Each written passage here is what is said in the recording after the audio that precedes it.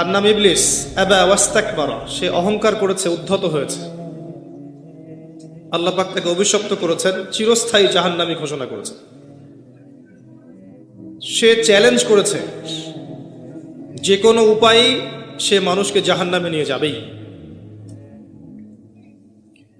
দীর্ঘদিন জান্নাতে থাকার পর এই ইবলিসের প্ররোচনায় আমাদের পিতা মাতা সেই নিষিদ্ধ গাছের কাছে চলে গেলেন, যেই গাছের কাছে যেতে তাদেরকে নিষেধ করা হয়েছিল। এরপর এর ফলশ্রুতিতে আল্লাহ রাব্বুল আলামিন আমাদেরকে পৃথিবীতে পাঠিয়ে দিলেন। আমরা কিন্তু পৃথিবীর বাসিন্দা ছিলাম না। তারও আগে আমরা ছিলাম রুহের জগতের, আলামে আরওয়াহ বলা হয়। ওই রুহের জগতে আল্লাহ পাক সমস্ত রুহগুলোকে একত্রিত করে একটা ওয়াদা নিয়েছিলেন, আলাস্তু বিরব্বিকুম, আল্লাহ বলেছিলেন আমি কি তোমাদের রব নই? আমরা বলেছিলাম বেলা, হ্যাঁ আপনি অবশ্যই আমাদের রব। পৃথিবীতে এই কথাটা মনে করিয়ে দেওয়ার জন্যই আল্লাহ পাক যুগে যুগে নবী পাঠান, রসুল পাঠান, আসমানে কিতাব পাঠান। যখন আদম এবং হাওয়া আলাইহিস সালামকে এই পৃথিবীতে পাঠিয়ে দেওয়া হলো, অসীম সময় দেয়া হয় নাই, একটা লিমিটেড হায়াত দেয়া হয়েছে।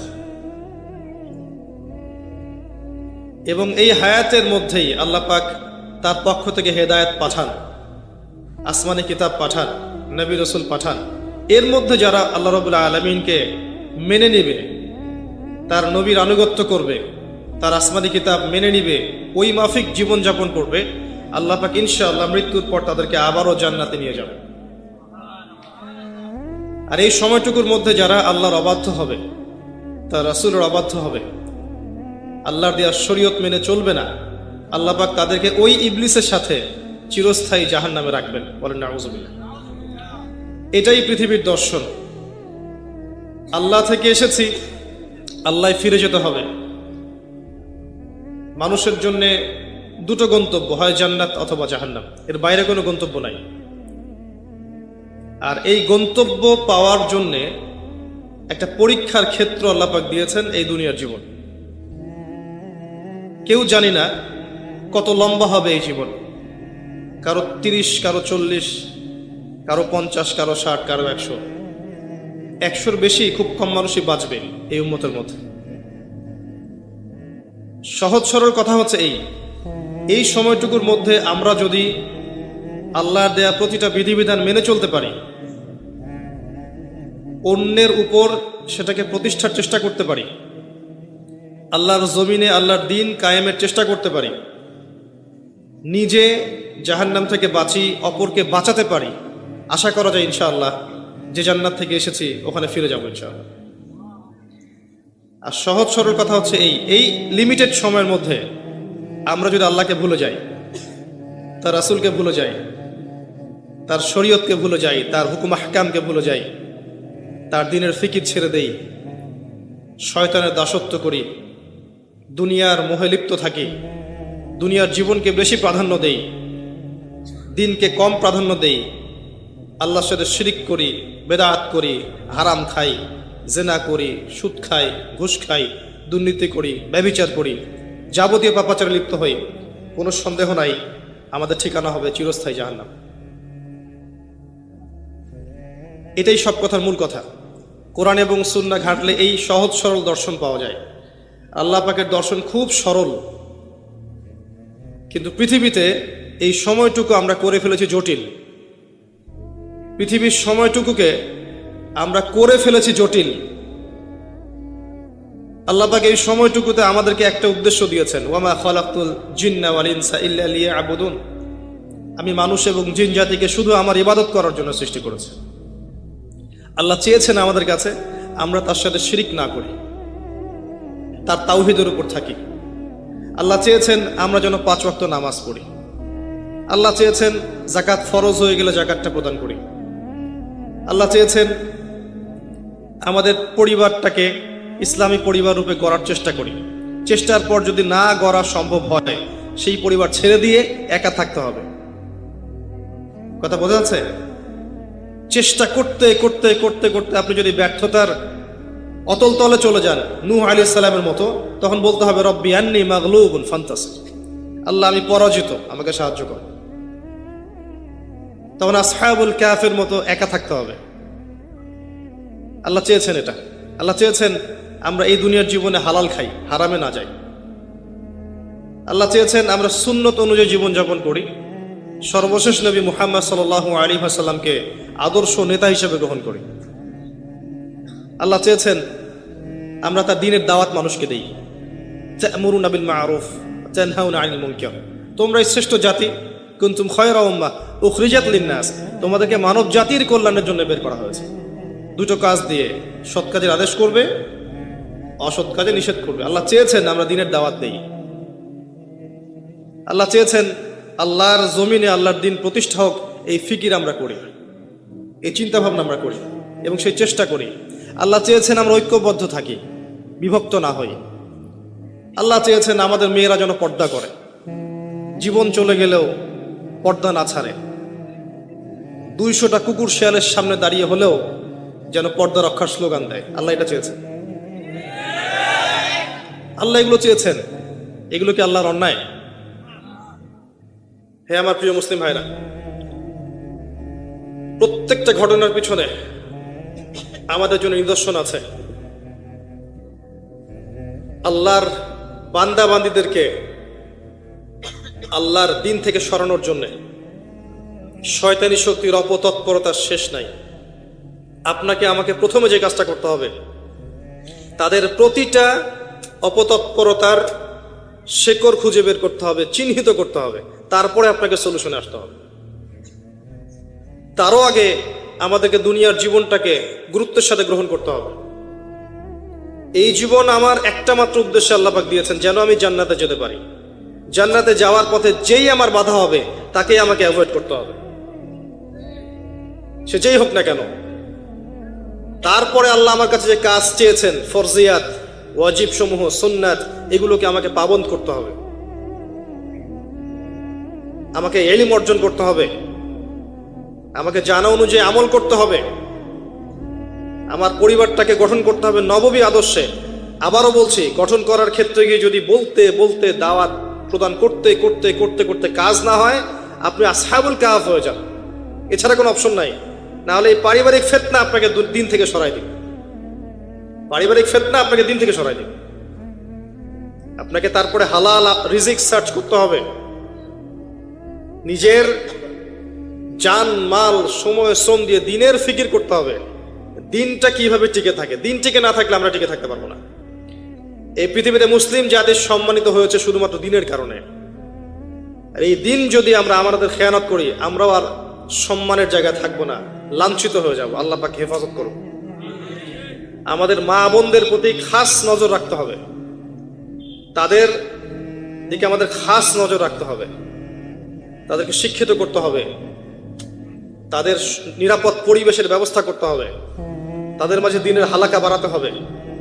কোনো অপশক্তি যেন ওদেরকে আল্লাহর পথ থেকে সরিয়ে নিয়ে শয়তানের দাসত্ব করাতে না পারে, খেয়াল রাখতে হবে। তাদের আব্রু যেন রক্ষা করার প্রয়াস তারা পায়, এই সুযোগ আমাদেরকে করে দিতে হবে।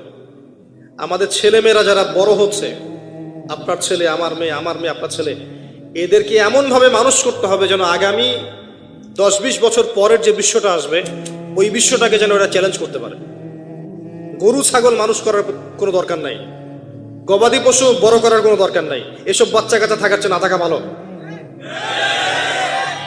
প্রত্যেকটা ঘরে ঘরে একটা করে ইসমাইল তৈরি করেন, প্রত্যেকটা ঘরে ঘরে একটা করে ইসমাইল তৈরি করেন, একটা করে খালিদ তৈরি করেন, একটা করে ওমর তৈরি করেন। বাচ্চা একটা নেন, একটাকে ওমর বানান, প্রয়োজনে একটা নেন, একটাকে ওমর বানান। একটা মেয়ে হলে ওই মেয়েটাকে আপনি খাদিজা বানান রাদিয়াল্লাহু আনহা, মারিয়াম বানান আলাইহিস সালাম, খাওলা বানান, সুমাইয়া বানান, একটা বানান। সুসন্তান একটা যথেষ্ট। 10-12টা গবাদি পশু পোষার পিছনে কোনো লাভ নাই। আপনি ফিউচার প্ল্যান করেন, আগামী 10-20-30 বছর পর কি করতে যাচ্ছেন, এই সময়টুকুতে আপনি কি চাচ্ছেন, আপনার জীবন নিয়ে আপনার পরিকল্পনা কি। স্পেশালি যুব সমাজকে বলবো, যে ইয়াং জেনারেশনকে বলবো, যে আপনাদের তারুণ্যটাকে আল্লাহর পথে কাজে লাগান। আরশের ছায়ায় যদি ছায়া পেতে চান, আপনাকে আপনার যৌবনটাকে আল্লাহর পথে ঢালতেই হবে। এই ঢালার মানে এই নয় যে আপনাকে এখনই একদম রণাঙ্গনে বের হয়ে যেতে হবে, বিষয়টা এমন নয়। বিষয়টা হচ্ছে আপনাকে শুরু থেকে কাজ করতে হবে, পড়াশোনা থেকে শুরু করতে হবে। পড়াশোনা, আমল, আকীদা, মানহাজ শক্ত করা, তারবিয়াত, প্রশিক্ষণ, আপনার কি বলবো, হালাল রিজিক, আবশ্যক পরিবার, জানা অনুযায়ী আমল, দিনের ফিকির করা, দিন নিয়ে কোনো প্রজেক্ট করা। আপনাকে আগাতে হবে দিন নিয়ে। পুরো যৌবনকালটাকে আপনার আল্লাহর পথে দিয়ে দেওয়া। এবং যৌবনের অনেকটা সময় আমরা অপচয় করে ফেলেছি অলরেডি, অনেকটা সময় চলে গেছে। কিন্তু যৌবন হয় 20 বছর, আপনি দেখবেন 10 বছর এইসব ভাবতে ভাবতেই চলে গেছে, জীবন বুঝতে বুঝতে চলে গেছে। দিনী বোনদেরকে সুযোগ করে দেন, মা বোনদেরকে সুযোগ করে দেন, তারা দিনের জন্য অনেক কিছু করতে পারবে। শুধু সুযোগের অপেক্ষা, ওদেরকে আমরা সুযোগ করে দিতে পারছি না। আমাদের স্ত্রীদেরকে, আমাদের মাদেরকে, বোনদেরকে, আমাদের মেয়েদেরকে আমরা সুযোগ করে দিতে পারছি না। ওদেরকে সুযোগ দেন, দিনের জন্য করার মানসিকতা তৈরি করে দেন। তারা আমার চেয়ে আপনার চেয়ে বেশি খেদমত করতে পারবে ইনশাআল্লাহ। ওরাই জন্ম দিবে ইসমাইল ইনশাআল্লাহ আযজা ওয়া জাল। নারী জাতির চেয়ে বড় ফিতনা যেমন পুরুষদের জন্য রাখা হয়নি, ঠিক একইভাবে নারীরাই পারবে এমন প্রজন্ম উপহার দিতে, যে প্রজন্মের সন্তানরা আল্লাহর পথে ইনশাআল্লাহ মুজাহাদা করবে, আল্লাহর দিনকে বিজয় লাভ। সব মিলিয়ে এগুলো সার কথা। দীর্ঘ সময় ঘন্টার পর ঘন্টা গাল গল্প করে আসলে লাভ নেই। মূল কথাগুলো বুঝতে হবে। মূল কথা হচ্ছে এই যে আমরা মুসলিম জাতি আল্লাহর দাসত্ব করব, আল্লাহ ছাড়া কাউকে ভয় করব না। প্রথম কথা, আল্লাহর জমিনে আল্লাহর বিধান চলবে, আল্লাহর দিন চলবে, এবং এই দিনটা আমরা পালন করব, কারো উপরে ফোর্স করব না, জোর করে চাপিয়ে দিব না। কেউ যদি সৌন্দর্য দিকে আসতে চায়, মোস্ট ওয়েলকাম, আলহামদুলিল্লাহ। যদি নাও আসে, আমরা কারো গলায় তরোয়াল চালিয়ে দিনটা চাপিয়ে দিচ্ছি না। এটা আমাদের আদর্শ নয়। লা ইকরাহা ফিদ্দিন, এটা শয়তানের আদর্শ হতে পারে, যে পেটুয়া বাহিনী দিয়ে হিজাব খুলিয়ে ফেলবে, এটা শয়তানের কাজ হতে পারে, আমাদের কাজ এটা নয়। আমরা আল্লাহর বান্দা, আল্লাহ থেকে এসেছে, আল্লাহ ফিরে যাব। আল্লাহ একটা সময় দিয়েছেন দুনিয়ার জীবন, এই জীবনে আল্লাহ পাক যুগে যুগে নবী রাসূল পাঠিয়েছেন। আমরা সর্বশেষ নবীকে পেয়েছি, মুহাম্মদ রাসূলুল্লাহ সাল্লাল্লাহু আলাইহি ওয়াসাল্লাম, এবং কিয়ামত পর্যন্ত তার রেখে যাওয়া কোরআন এবং সুন্নাহর বাইরে কিছু থাকবে না। এর বাইরে হকের কোনো মানদণ্ড নাই। এখন এটাকে আঁকড়ে ধরে আল্লাহর দিনটা নিজে পালন করা, নিজের পরিবারের মধ্যে সাধ্যমতো চেষ্টা করা, প্রতিষ্ঠা করার। যদি না হয়, বারবার বলছি, একা থাকবেন। পরবর্তী প্রজন্মকে মানুষ করা, এগুলোকে আঁকড়ে ধরে একটু হালাল খাওয়া, দুনিয়ার বিষয়গুলোকে কমিয়ে এনে দিনের প্রচার প্রসার প্রতিষ্ঠার যে আত্মনিয়োগ করা, এবং উম্মার সমস্যাগুলোকে ফাইন্ড আউট করা, সলিউশনের চেষ্টা করা, যার যার জায়গা থেকে চেষ্টা করা। আল্লাহ পাক কোরআনে বলেছেন, ইন তানসুরুল্লাহ ইয়ানসুরকুম, তিনি তখনই তোমাদেরকে সাহায্য করবেন যখন তোমরা আল্লাহর দিনকে সাহায্য করবে। এমনি এমনি সাহায্য আসবে না। ইন্নাল্লাহা লা ইউগাইয়িরু মা বিকাওমিন হাত্তা ইউগাইয়িরু মা বিআনফুসিহিম। আল্লাহ পাক কোনো কওমের অবস্থা ততক্ষণ পরিবর্তন করেন না যতক্ষণ না ওই কওম তার অবস্থা পরিবর্তনের চেষ্টা করে। আর আমরা মুসলিমরা উগ্র নই, আমরা সন্ত্রাসী নই। আমরা উগ্র নই, আমরা সন্ত্রাসী নই। আমার হচ্ছে নম্র, ভদ্র, বিনয়ী মানুষ পৃথিবীতে পাওয়া যাবে না। হ্যাঁ, যুগে যুগে যখনই মাজলুম হয়েছে মুসলিমরা, তখন অস্ত্র ধরেছে। আর মাজলুম অবস্থায় অস্ত্র ধরার অধিকার মুসলিমদের ছিল, এটা অন্য বিষয়। কিন্তু মিডিয়ার এই কারসাজির মধ্য দিয়ে এই শয়তানের দোসর যারা আছে, এদের সারা বৈশ্বিক এই প্রোপাগান্ডার কারণে ইসলামকে জঙ্গিবাদের ধর্ম, সন্ত্রাসীদের ধর্ম বলার কোনো কারণ নাই। ইসলাম সাম্য আর মানবতার ধর্ম। এখানে সমস্ত বিষয়ের সমাধান আপনি পাবেন ইনশাআল্লাহ আযজা ওয়া জাল্লা। আল্লাহ থেকে এসেছি, আল্লাহ ফিরে যাব। মাঝখানের সময়টুকুতে আমাদেরকে আল্লাহর দাসত্ব করতে হবে। দাসত্ব করার মানদণ্ড কোরআন এবং সুন্নাহ, এবং রোল মডেল ওই যে মুহাম্মদ সাল্লাল্লাহু আলাইহি ওয়াসাল্লাম। ফলো করেন, নিজে পালন করেন, পরিবার এস্টাবলিশ করার চেষ্টা করেন। আপনি আপনার সাধ্যমতো সমাজে দাওয়াতি কাজ করেন। উগ্র হবেন না এবং শৈথিল্যতাবাদীও হবেন না, দুটোই হওয়া যাবে না। একদম গা ছাড়া দিয়ে শৈথিল্যতাবাদী হয়ে যাবেন এমনটাও হবেন না, উগ্রতাও হবেন। মধ্যমপন্থী থাকেন, দিনের বেসিক বিষয়গুলো পালন করেন, অন্যকে পালন করতে উদ্বুদ্ধ করেন। নিজের জান, মাল, ইজ্জত, সময়, শ্রম যা আছে এটাকে দিয়ে আল্লাহর পথে একটু চেষ্টা করেন। বিশেষ করে আমাদের যুব সমাজ, আমাদের মা বোনরা এবং আমাদের পরবর্তী প্রজন্ম যারা আসছে, এই 3টা জেনারেশনের দিকে বেশি ফোকাস করেন, তাদেরকে আল্লাহর পথে ফিরিয়ে আনার চেষ্টা করেন, সঠিক দিন বোঝানোর চেষ্টা করেন, এবং আমাদের ওলামায়ে কেরামের জন্য বেশি বেশি দোয়া করেন। কিন্তু ওলামায়ে কেরামের মধ্যে আল্লাহ পাক পরিপূর্ণ দিনটাকে দান করেন এবং তাদেরকে দীর্ঘ নেক হায়াত দারাজ করেন, বাঁচিয়ে রাখেন, সমাজের খেদমত করার তৌফিক দান করেন, এবং যাবতীয় দৃশ্য অদৃশ্যের বিপদ আপদ থেকে, ফিতনা ফাসাদ থেকে আল্লাহ পাক যেন আমাকে এবং ওলামায়ে কেরাম সবাইকে হেফাজত করেন, যাতে করে তারা দীর্ঘ সময় পর্যন্ত মানুষকে দিনের সঠিক কথাগুলো বলতে পারে। এবং আল্লাহ পাক যেন তাদের মধ্যে ঐক্য আগে দান করেন। যখন তারা ঐক্যবদ্ধ হবে, দেখবেন ইনশাআল্লাহ জনগণ অটোমেটিকলি ঐক্যবদ্ধ হচ্ছে। এবং আগামীর যে সময়গুলো আসছে আরো ফিতনাময়, আরো ফাসাদময়, এগুলোতে আরো চ্যালেঞ্জিং হবে জিনিসগুলো। ঈমান ধরে রাখা, নামাজ পড়া, তাওহীদে থাকা, সুন্নতে থাকা, পর্দা ধরে রাখা আরো বেশি কষ্টকর হবে। একটা এক্সাম্পল দিয়ে শেষ করছি। অবস্থা এমন এবং অবস্থা হতে পারে এমন, আপনাদের সাগরের পারে চোরাবালি আছে। মনে করেন একটা দেহ চোরাবালিতে পড়ে গেছে। এখন প্রথমে তার টাকনু পর্যন্ত ডুবে গেছে। এখন সে নড়াচড়া করছে এখান থেকে বের হওয়ার জন্য। আশপাশে অনেক মানুষ, এই মানুষগুলো বলছে নড়াচড়া করো না, যদি নড়াচড়া করো তাহলে আরো ডুবে যাবে। কথা বুঝতে পারছেন?